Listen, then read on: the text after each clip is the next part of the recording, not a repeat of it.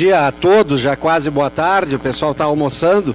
Inicialmente, fazendo um agradecimento a Deus por essa oportunidade que Ele nos concede de estarmos aqui entre empresários, trocando opiniões e trocando experiências, e dizer da minha gratificação também de estar aqui em Farroupilha, especialmente presenciar um momento de integração entre duas entidades tão importantes como a Câmara da Indústria e Comércio e Serviços aqui de Farroupilha e a nossa CDL. Então, o tema que eu venho falar para vocês é um assunto que está agora em muita evidência, especialmente ontem à noite nós participamos aí, todo o Brasil, de uma votação e que foi até surpresa o resultado dela, e pela primeira vez nós vimos que a população brasileira não se manifestou, não houveram manifestações na rua. Saudar então o presidente Jones, agradecer pelo convite, e o presidente Daniel, então, que é um anfitrião que promove essas reuniões semanalmente, uma vez a cada semana, nas quintas-feiras, e uma vez essa integração com a nossa CDL. Então, muito obrigado, parabéns aí pela forma de conduzir a entidade. Bem, a nossa perspectiva econômica, então, e política que nós temos, os grandes fatores aqui são de conhecimentos de todos, e vocês podem notar claramente que há uma percepção nos indicadores da estagnação do país. A partir da década de 80, se vocês observarem ali, eu peguei de 60, 70, o Brasil crescia mais do que o mundo, e em 80 esse fator se inverteu e nós começamos a decrescer, e de 2011 a 2016 nós tivemos talvez a nossa maior queda histórica desde a existência da República, onde nós tivemos um decréscimo de 0,17% em relação à economia mundial. País que é beneficiado pela nossa geografia. Nós temos talvez as terras mais férteis do mundo, nós temos as terras mais planas do mundo, nós temos uma bacia hidrográfica espetacular, nós temos mananciais de água, e esses recursos não estão sendo aproveitados e não estão sendo transformados em riqueza. Então, realmente é uma preocupação muito grande essa forma como o país está sendo conduzido. O Brasil tem alguns fatores muito claros que nós deveríamos crescer mais em alguns setores, como a administração da saúde pública e seguridade social, o comércio, a despesa de consumo de administração pública, a formação bruta de capital fixo e indústria de transformação, e justamente nesses setores nós crescemos muito menos do que aqueles setores lá de cima. E é preocupante isso quando nós crescemos, e o nosso maior crescimento é na indústria extrativa, quando nós tiramos as nossas riquezas e exportamos elas sem manufaturá-las, Então é preocupante isso, onde nós tivemos um crescimento entre 95 e 2016 de 115%, e o crescimento da média anual é 3,72%. Outra coisa que nós podemos fazer uma relação que é extremamente preocupante é o crescimento dos impostos líquidos sobre produtos. Nós tivemos um crescimento de 47,99% nos últimos 20 anos. Vejam que esse fato é extremamente preocupante, Um crescimento médio de 1,88% ao ano.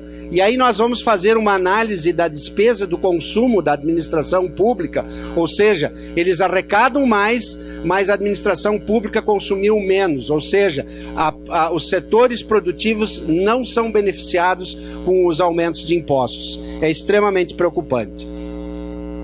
Bom, aí nós falamos em produtividade, nós temos a clareza hoje de que nós temos vários fatores aqui no país que estancam esse crescimento e o desenvolvimento, a nossa produtividade.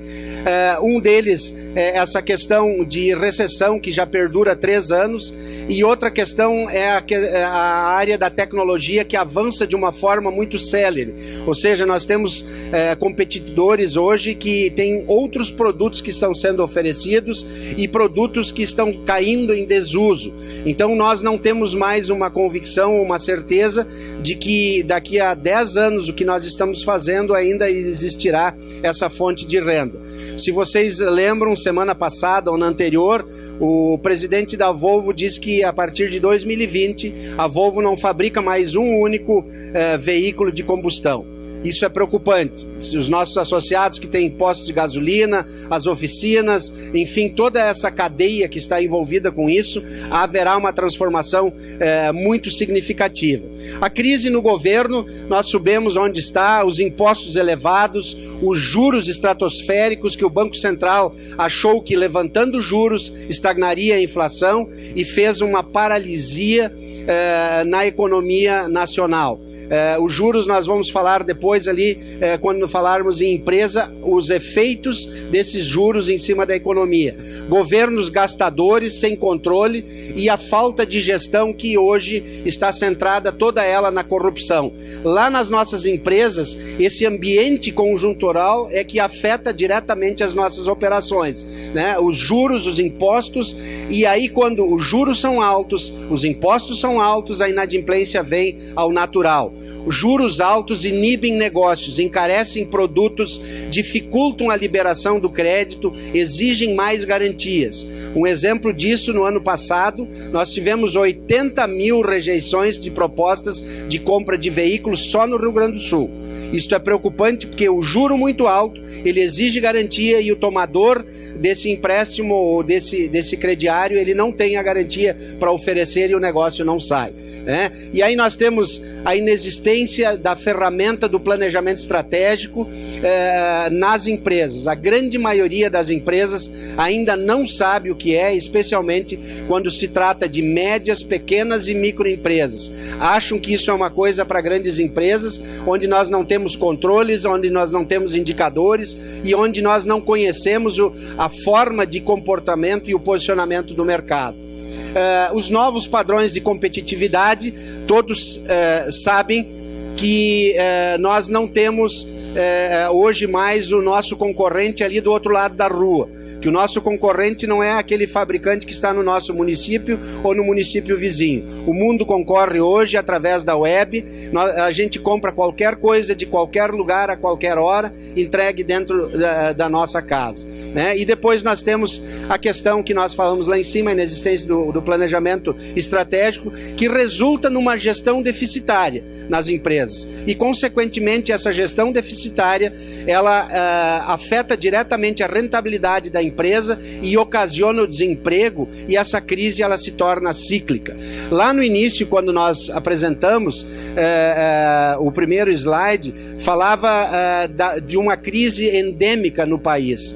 Lá no ano de 2000, um jornal dos Estados Unidos relatou numa reportagem que no Brasil existia uma crise endêmica. E então o nosso presidente, Fernando Henrique Cardoso, ficou extremamente bravo com essa afirmação e disse que isso era uma inverdade.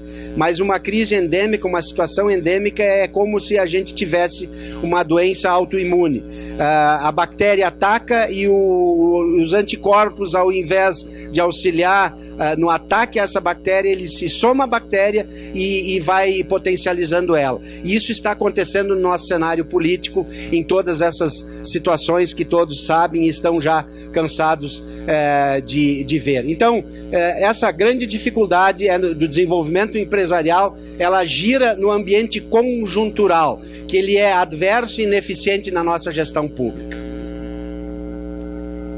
A solução que existe, né, e é aplicada em todo o mundo, né? Nós temos vários cases de sucesso, vários países que enfrentaram crises parecidas com a nossa, mas que aplicaram o remédio certo, as ações necessárias, né? E que nós hoje carecemos de seriedade dos nossos políticos. Falávamos agora na Rádio Espaço ainda que em 2018 nós teremos a grande oportunidade de fazer uma seleção ou uma depuração, assim como foi feito nos municípios da cidade, quando nós escolhemos escolhemos os nossos prefeitos nessas últimas eleições. Não podemos mais ter vínculos partidários, não podemos mais ter vínculos de amizade, mas precisamos, como empreendedores, exigir daqueles que pleiteiam o parlamento ou o executivo que tenham experiência, que tenham seriedade, que tenham ética, mas especialmente projetos para o desenvolvimento do país. E isso nós precisamos divulgar nas nossas empresas, nós precisamos divulgar entre os nossos amigos, entre os nossos parceiros e entre nossos fornecedores e clientes. A solução da crise no Brasil é a melhoria da gestão pública, a redução dos gastos do governo. Hoje o governo gasta de forma demasiada, não existem controles, a sociedade não toma conta disso, a não ser depois que acontecem os estouros como aconteceram agora. A queda de impostos é um item, uma ação extremamente necessária e talvez um dos indutores maiores do desenvolvimento.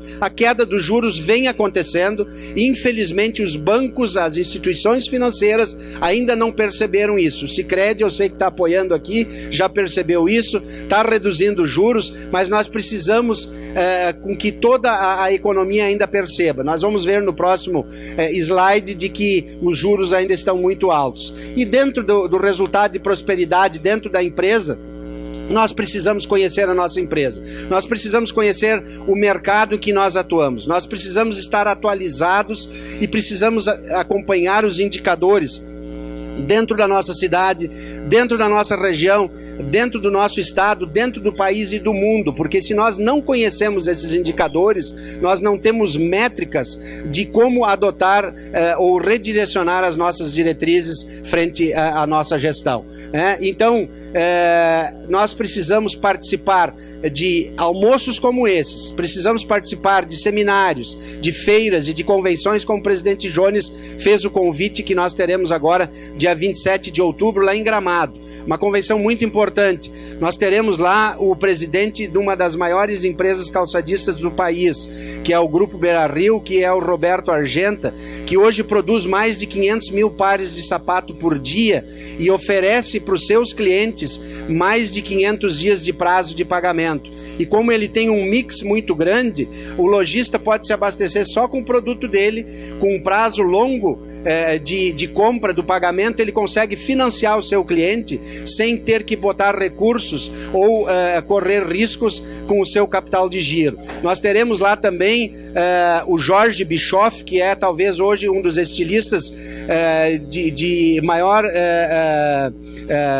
projeção no país e no mundo. Hoje ele está atuando já em 60 países com os designs de moda que ele está fazendo. Nós temos que ter uma análise da realidade conjuntural e estrutural do mercado que eu falei há pouco, nesse nosso outro quadrado ali de resultados e onde nós precisamos buscar melhoria de gestão e principalmente nós termos um mapa estratégico da nossa entidade, um mapa estratégico dos setores no município e um mapa estratégico com um plano de ação efetivo e eficaz, que essa é a solução para que a gente consiga enfrentar esta crise, que é a pior crise talvez já vista no país. As atividades produtivas a curto prazo na indústria do Brasil, vocês podem observar que elas estão oscilando a partir de janeiro desse ano, que cresceu em janeiro, em dezembro estagnou. Lá em janeiro cresceu 1,71, tivemos uma pequena queda em fevereiro, a indústria, isso, em março 1,79, decresceu em abril e cresceu novamente lá em maio. Vocês vão ver depois, agora em seguida, o outro slide, que o comportamento da indústria no Rio Grande do Sul é muito parecido, mas é melhor um pouco, mas ainda é muito instável. Aqui são as atividades produtivas no curto prazo no varejo do Brasil. Então, o que aconteceu aqui é um crescimento das vendas em 36 meses, mas ainda se registra uma queda muito acentuada, porque o nosso parâmetro é muito fraco. Como nós tivemos um decréscimo durante os últimos 3 anos, então quando se cresce 4,53, que é o último indicador que eu consegui para maio aqui, a gente já acha que é uma uma maravilha, né? Mas ainda estamos muito longe de alcançarmos, em termos de país, o que realmente é necessário para um país se desenvolver. O serviço no Brasil é preocupante. Ele está em queda acentuada e isso se registra muito em cidades maiores. Serviços envolve tudo, profissionais liberais, ao pedreiro, ao carpinteiro, enfim, a todos os prestadores de serviços, né? Então, desde 2014, a gente não registra nenhum crescimento nesse setor, né? E ele diversifica muito e ele gira muito com os recursos disponíveis na economia. As atividades produtivas de curto prazo no estado do Rio Grande do Sul, nós temos aí, então, também aquela mesma movimentação que nós vimos no Brasil, mas uma melhora aqui no Rio Grande do Sul. Quando em janeiro no Brasil cresceu, nós tivemos um decréscimo, mas o crescimento em fevereiro, o crescimento em março, e lá em abril é que a indústria novamente desceu e foi a menos 4,32. Mas já agora em maio deu um salto e a tendência é fechar o ano de 2017 com um crescimento. Isso são notícias boas para quem é do varejo, né? E que as coisas estão começando lentamente a acontecer. O varejo no Rio Grande do Sul, ele é diferente do varejo do país, e aqui nós temos aí talvez alguns indicadores que apontam para esse resultado, que é justamente o consumo em cidades menores, né? Municípios menores que não são tão afetados pela prestação de serviço, né? Então vocês podem ver que lá em maio nós já tivemos um crescimento de 12% no varejo do Rio Grande do Sul, né? Então, logicamente que esse dinheiro circulante do Fundo de Garantia foi muito importante, né? Talvez nós não percebemos isso dentro da nossa comunidade, mas no todo o Rio Grande do Sul foi bastante beneficiado. As atividades de serviço no Rio Grande do Sul, elas acompanham o panorama do país, e que há 28 meses também não temos nem um resultado que indica crescimento. É pouco provável há uma reversão nesse ano de 2017. Bem, aí a política monetária, nós falamos há pouco também, a nossa taxa de Selic hoje 9,25, há indicadores de que há uma próxima redução daqui a 2 meses na reunião do Copom, né? Graças a Deus que isso está acontecendo, graças a Deus que o nosso ministro da Fazenda tem essa percepção, o Banco Central tem essa percepção, mas ainda vocês podem ver, conforme eu escrevi no slide, o nosso juro ainda é o terceiro mais caro do mundo, e que se nós descontamos a inflação, nós temos um juro real de 3,71. Isso é muito alto, e só quem ganha de nós é a Rússia e a Turquia, que ainda vive uma crise maior do que a nossa, né? Os juros para o consumo continuam altos e vêm a se alinhar o que eu disse anteriormente, quando os bancos ainda não perceberam que é necessário uma recuperação. Nós temos aí o juro do cheque especial em 325%, nós temos também o crédito rotativo de 363% ao ano, e que é uma barbaridade um fato desse, né? Quando poderia se alavancar, essas operadoras, que são poucas e que deveriam ser controladas por uma agência especial, cobram essa barbaridade endividando as pessoas. Isso é um fato de estagnação da criação da riqueza. Quando se cobra um juro exorbitante desses, e as pessoas entram nessa roda viva e dificilmente conseguem sair. Felizmente também uma decisão que houve desse governo, de que há uma legislação nova agora que obriga o banco, passados 30 dias, a renegociar essa taxa de juros a juros mais viáveis para que possa se pagar. Na transação com o banco ainda das nossas operações, na troca de título, nós temos ainda 28% ao ano, que também é uma exorbitância. Maneira de reduzir juros que nós entendemos aí, o país deveria de trocar a dívida interna, os recursos internos, a tomada de capital interno por recursos externos. O juro no exterior é muito menor. Então nós poderíamos buscar esse capital e pagar a nossa dívida, ao invés de pagarmos juros altos e fazer essa captação de recursos, como é feito através da taxa da Selic. E aumentar a competitividade entre bancos, ou seja, criar mais organismos financeiros para que haja uma disputa maior por esse produto. Nós tivemos avanços, né, mas não foram ainda significativos. A política fiscal, então, nós falávamos também há pouco com o repórter, né, e nós dizíamos o seguinte: bom, o governo disse que houve um déficit de 49,2 bilhões, quase 50 bilhões nas contas nos meses de junho e maio. Então isso fez com que o governo teria que resgatar para manter, segundo eles, a austeridade, aumentando o PIS e COFINS sobre os combustíveis. E isso é como um jogo de dominó. Aumentando o combustível, aumenta o frete, aumentando o frete, aumenta os nossos custos, aumentando os nossos custos, nós precisamos repassar para os produtos, e repassando para os produtos, nós tiramos o poder de consumo das pessoas. Nós atacamos o orçamento das famílias e elas, consequentemente, consomem menos.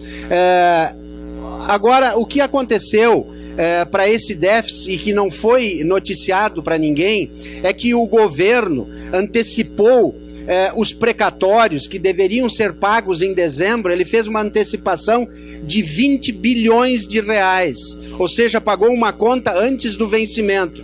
Isso é como se o sócio de vocês na empresa antecipasse o pagamento dos fornecedores e chamasse vocês para uma reunião e dissesse o seguinte: meu sócio, você precisa aportar mais um tanto de valor porque nós estamos com déficit de caixa. Ora, isso não é a austeridade que está sendo divulgada.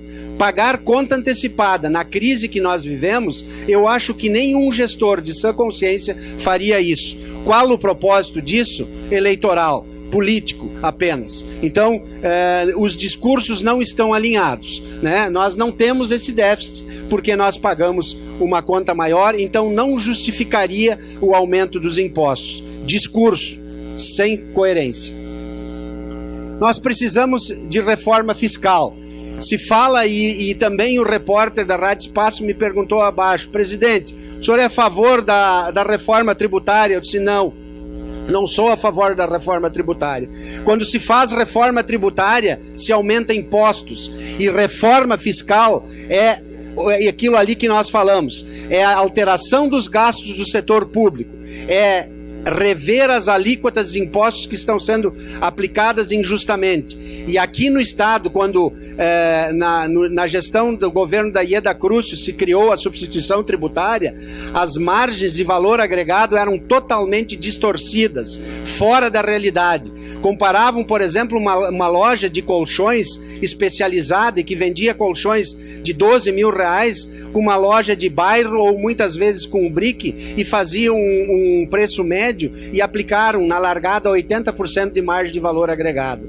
Nós precisamos ter seriedade na formação das alíquotas dos impostos. Nós precisamos ver isso, e a sociedade precisa fiscalizar isso através das entidades, acompanhando através de uma auditoria fiscal esses números. Hoje nós não temos representação da sociedade no controle dessas contas. Então, nós temos sim várias situações que nós podemos melhorar o país. Uma delas é a revisão constitucional, e muito rapidamente, né? A vinculação de gastos com a receita e outras formas que o orçamento público é engessado, onde dizem: não, mas a regra é essa e nós não podemos fazer diferente. Isso é passado. Isso é passado quando a gente tinha prosperidade, ou seja, quando o mundo todo estava consumindo e nós fornecendo especialmente produtos de origem primária, e havia muita fartura. Então nós não tínhamos controle e nós tínhamos engessamentos orçamentários. A Constituição precisa ser revisada, e por pessoas que tenham credibilidade, por pessoas que tenham conhecimento. Técnicos precisam acompanhar isso, engenheiros, advogados, médicos precisam olhar a questão da saúde, na educação, educandários e pessoas especializadas e preparadas precisam estar acompanhando isso. Não podemos mais só deixar na mão de políticos despreparados. Se vocês olharam ontem à noite a televisão, que a Rede Globo tirou toda a programação do ar para transmitir os discursos daqueles senhores, a gente fica com medo. O pronunciamento e as justificativas daqueles senhores para votar ou sim ou não é uma coisa de assustar. E esses senhores é que regulam a nossa Constituição. E esses senhores não podem fazer uma revisão da Constituição, porque a nossa Constituição hoje é repleta de direitos e poucos deveres. E isso faz com que nós, que somos agentes de desenvolvimento da riqueza, geração de empregos, sejamos continuadamente prejudicados. Então, esta é uma das soluções. A rigidez ao combate e a punição à corrupção. Nós vemos hoje um respeito do Supremo Tribunal Federal à Constituição, mas respeito não significa morosidade. Nós precisamos celeridade nesses julgamentos. Nós precisamos mostrar para os próximos que estão com intenção de vir e se adonar do erário que eles terão consequências se eles farão de forma desonesta esta gestão. Então, nós precisamos dessa celeridade. E depois a redução programada da carga fiscal e um pacto federativo em favor dos municípios. Hoje, 58% de tudo que é arrecadado em Farroupilha fica em Brasília. 24% vai para o Estado e apenas 18% do que é produzido aqui em Farroupilha volta para que o secretário faça a administração pública e o prefeito e os vereadores possam fazer isso. Isto é injusto. Nós precisamos beneficiar o núcleo de produção, que é o município. E nós precisamos ter um discurso firme, coerente e forte. E nas nossas empresas, nós não podemos nos descuidar de que temos que implantar a gestão eficiente, porque de nada adianta nós cobrarmos a austeridade dos governantes se nós não temos controles nas nossas empresas. Nas palavras finais eu digo que o Brasil tem a estudar, tem a solução, tem a melhorar e de forma muito fácil, porque o brasileiro é um povo pacífico, trabalhador, no geral é um povo trabalhador. Nós precisamos olhar modelos que estão funcionando, como a Alemanha, a Itália, a França, os Estados Unidos. A Constituição dos Estados Unidos talvez é dessa grossura, sim. A nossa é um livro que é incansável de se ler. E vários outros adendos que tem na nossa Constituição, né? Então, volto a repetir, precisamos de políticos sérios, precisamos de austeridade, precisamos de pessoas comprometidas com a causa do país e com a causa pública. Por fim, eu termino ali que construir um futuro melhor não é difícil, porém requer firmeza, requer planejamento, eficiência, persistência e honestidade nos propósitos. Dito isso, eu quero vos dizer que a Federação das CDLs do Rio Grande do Sul é uma das poucas federações no país que tem um plano de desenvolvimento empresarial, que tem um plano de qualificação chamado QComércio. Serve para todos os setores, dos serviços, do agronegócio, da indústria e do comércio, e que faz o treinamento dentro da sua empresa ou dentro da sua casa e está disponível na CDL de Farroupilha. Nós estamos preocupados em qualificar a gestão dos nossos associados e estendemos isso também para a nossa Câmara de Indústria e Comércio e Serviços aqui de Farroupilha. E dizer que não desacreditemos no país, continuemos firmes e alinhados com a honestidade e com a seriedade, que nós conseguiremos sim vencer essas pessoas de má índole, de má conduta e esses corruptos que tiraram a nossa riqueza e que nós levaremos muito tempo para reconstruir. Muito obrigado pela oportunidade e eu fico à disposição se alguém gostaria de algum esclarecimento.